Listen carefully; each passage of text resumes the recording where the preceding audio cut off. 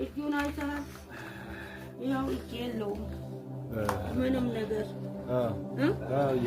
ይታያል። በጣም የሚያስፈራ ነው።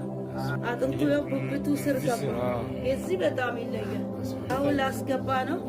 ሳስገባ ይገባ ይመስልሃል? ኧረ ይገባል።